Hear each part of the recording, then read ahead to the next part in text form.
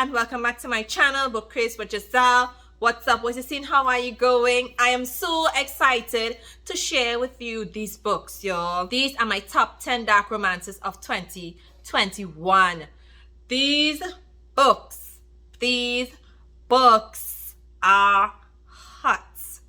These books are undeniably unputdownable. These book will have you enthralled. These stories are amazing. They are fantastic, and I absolutely love each and every one of these books 100%.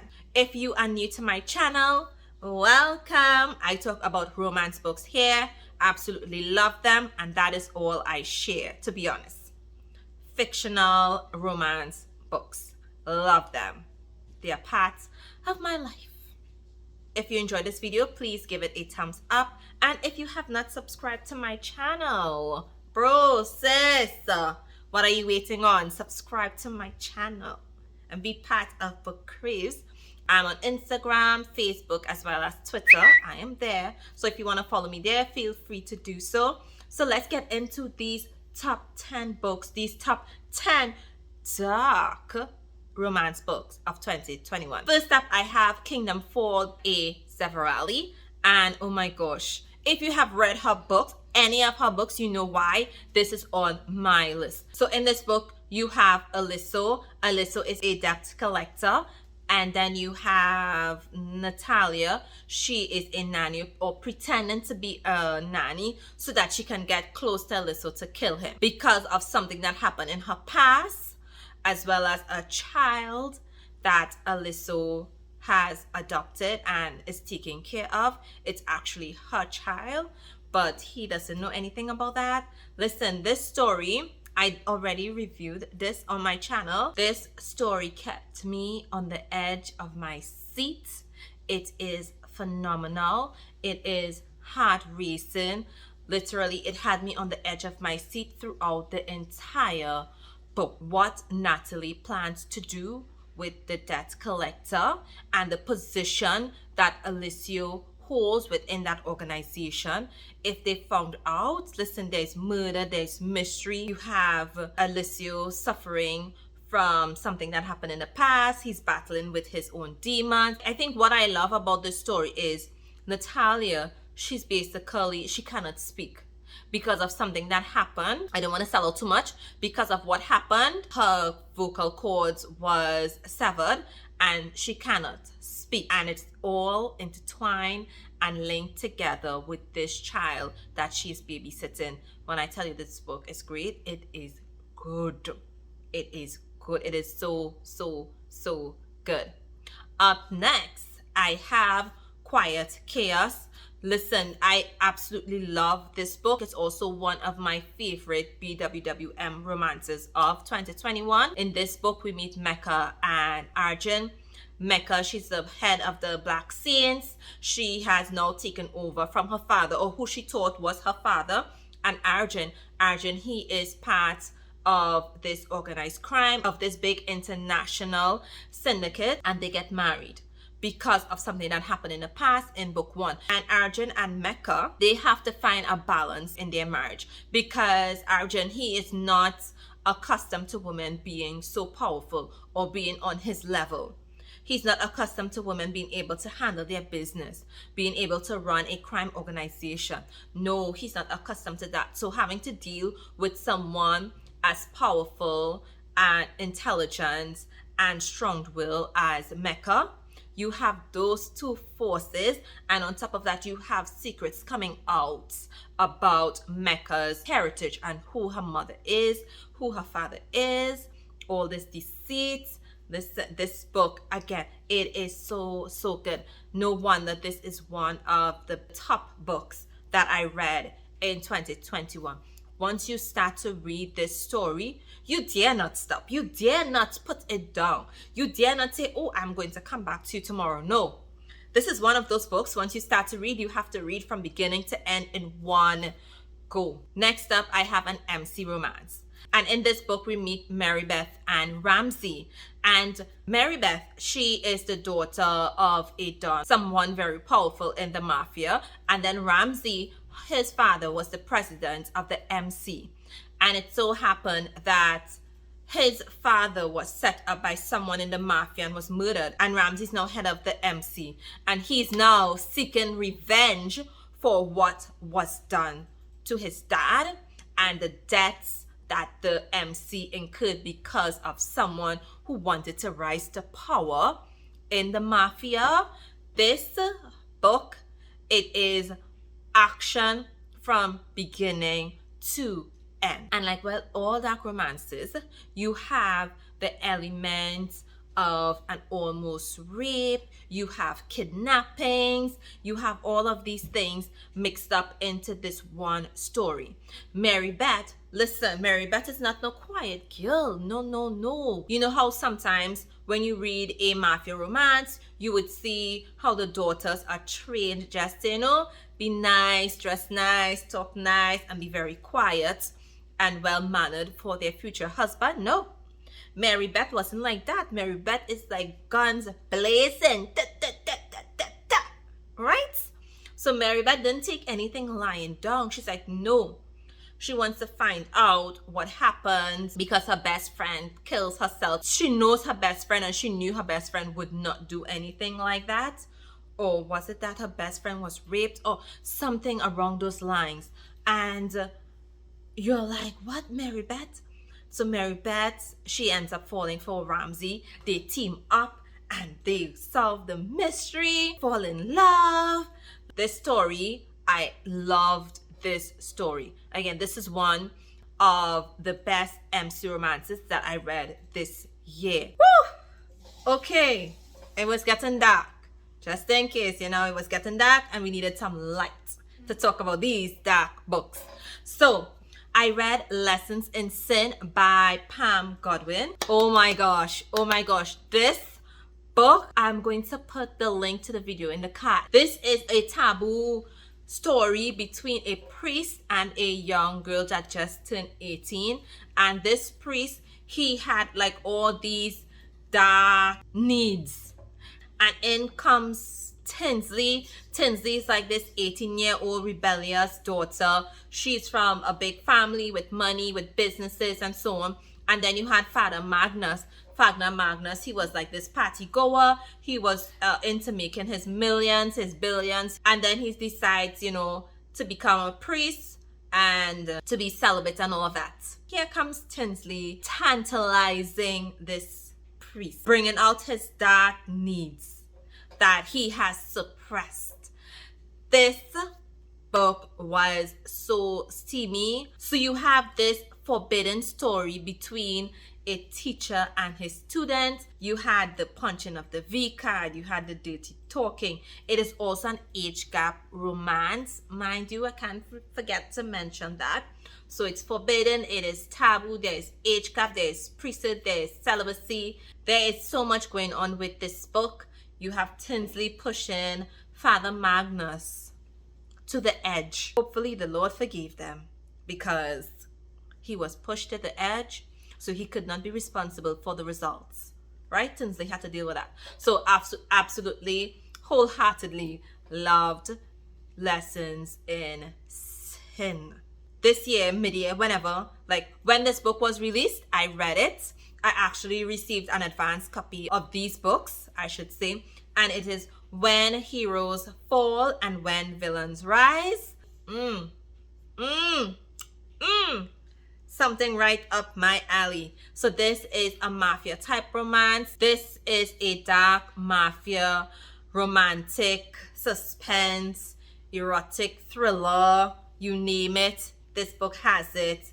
Romance. In this duet, we meet Dante and Elena. And Dante, he is the head of this crime organization. And Elena, she's originally from Italy. She's familiar with the crime world in Italy. And her sister brings them to the US so that they can get away from that life. She becomes a lawyer and she wants nothing to do with that aspect of her family. She wants nothing to do with her dad because he's involved in criminal activities, and she basically sees everything in white and black. The law is strictly white and black for her. And then Dante, he is alleged of committing particular crimes, racketeering, and a few other crimes, and he's going to be put away. And who does he reach out to represent him? Who does he want to be his lawyer? He wants Elena. But Elena, she doesn't work with criminals. She's totally against criminals. But she doesn't have a choice. And there she gets to see that, you know what? Dante didn't really commit this crime. Maybe it was someone else. And she sees a whole different side of how the law works against criminals, and sometimes how criminals, they may be doing things within the law and things just don't work out for them the way that it should. But Elena, she is dealing with the grief of her past relationship because her fiance of how many years of her, or her boyfriend of how many years, ended up being with her sister. So she's still dealing with that. But Dante comes and he shows her a whole different world, a whole different perspective on everything. He changes her outlook on life and the way she views things and her philosophy and everything. He's able to change all those things to the point where when he was on house arrest, he did something to protect Elena. And because of that, he gave up his opportunity to be under house arrest. Now he would have to serve his time in jail, and he decides to run away, and Elena runs away to Italy with Dante. Oh my gosh. This book is exactly what it is. When heroes fall, which was Dante, and when villains rise, which ended up being Elena, I would say. This duet, it was entertaining, it was definitely unputdownable, it was quite captivating, and this is one that I definitely savored, and it took me on a life-altering journey. This next book, Savage Vows by Zoe Blake. Absolutely love this one. This was my first book by Zoe Blake. It is a romantic suspense, organized crime type of read. It is a book that you are going to devour. It is a book that is deserving of its name because it was indeed savage. In this book, we meet Gregor and Samara. Samara, she discovers around her 18th birthday that she's going to marry Gregor. Now, Gregor is the head of his family crime organization, but he needs to marry someone to help legitimize some of his family businesses, and he's going to do this through Samara. When Samara discovers that she has to marry this savage man. What is she saying? Marry this savage man. She's like, no. She teams up with another friend and they get out of there so fast. She's like, not going down that road.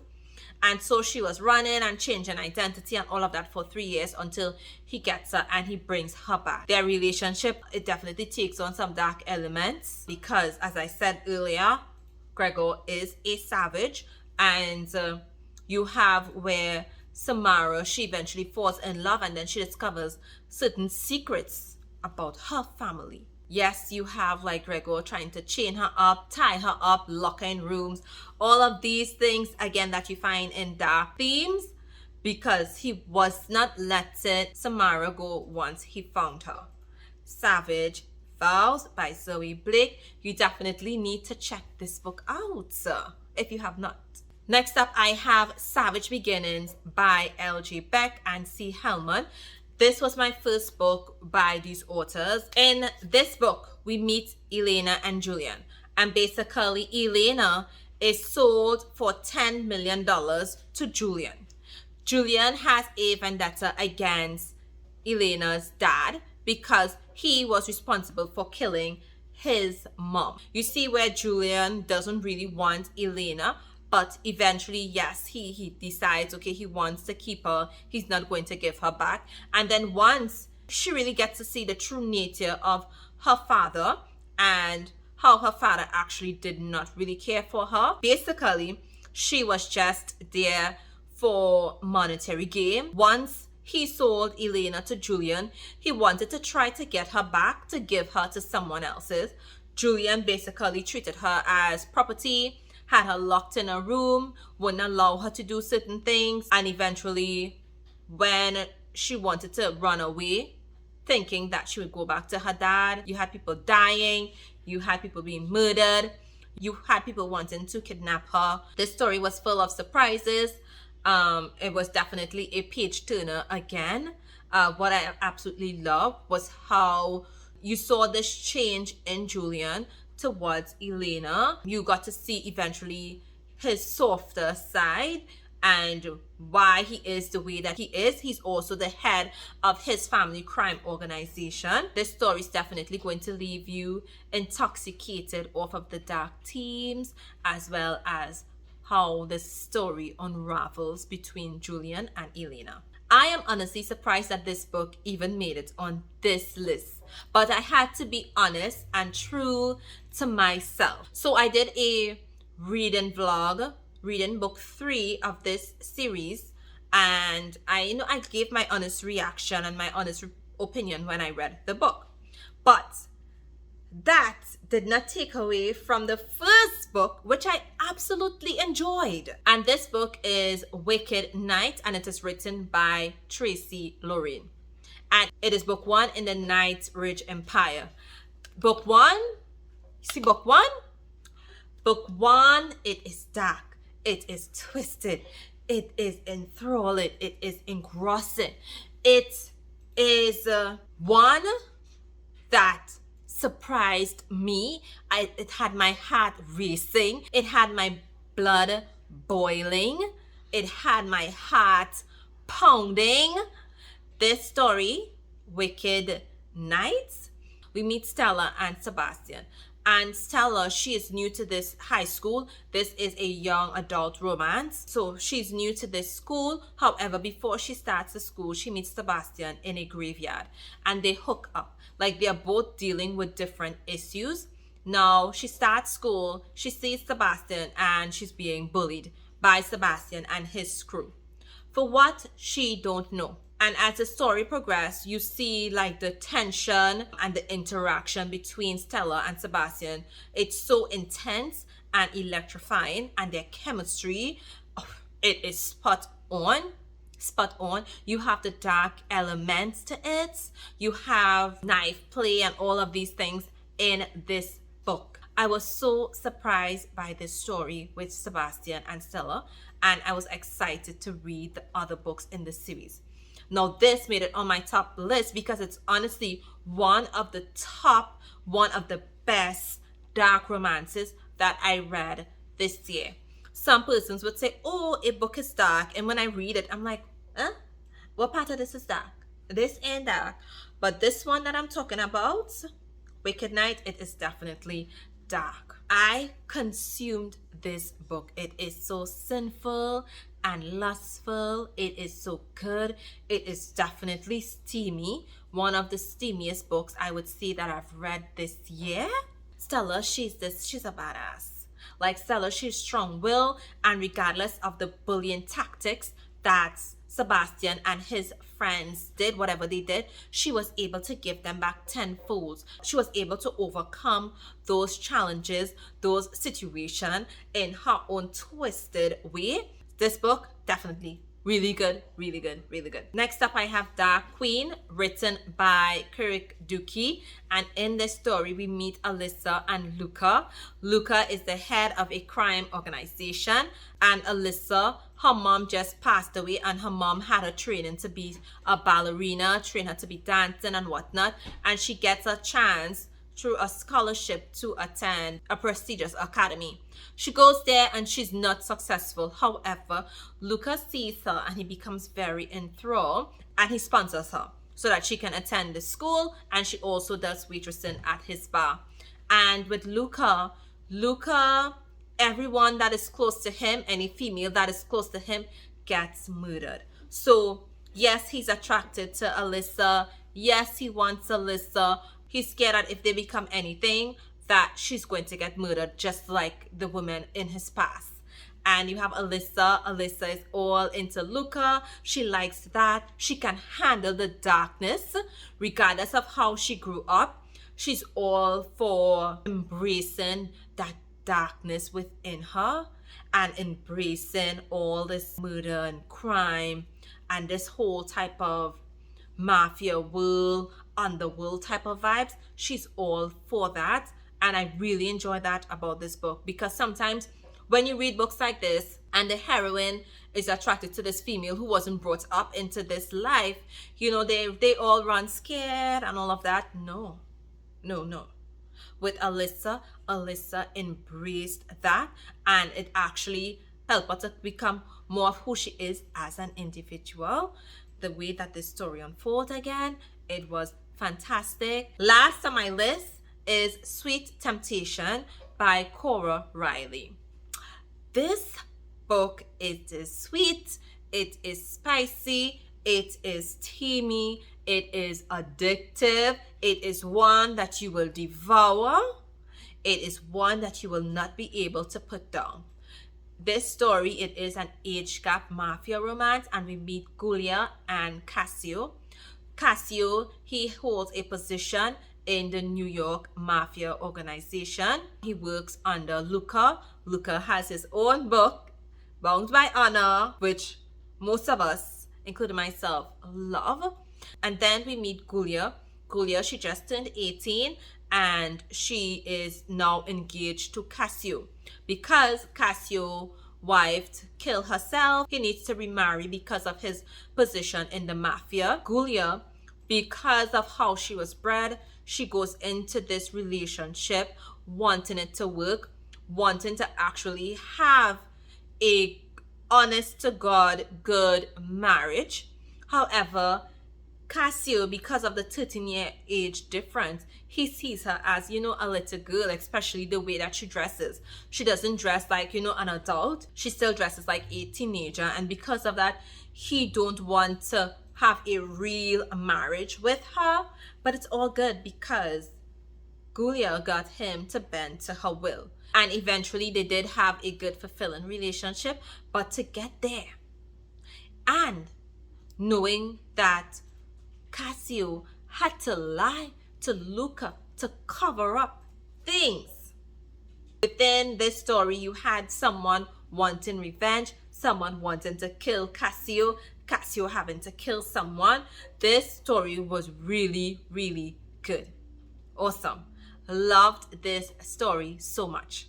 This brings me to the end of my top 10 best dark romance books that I read this year. All of these books I absolutely love, and I read all of these in 2021.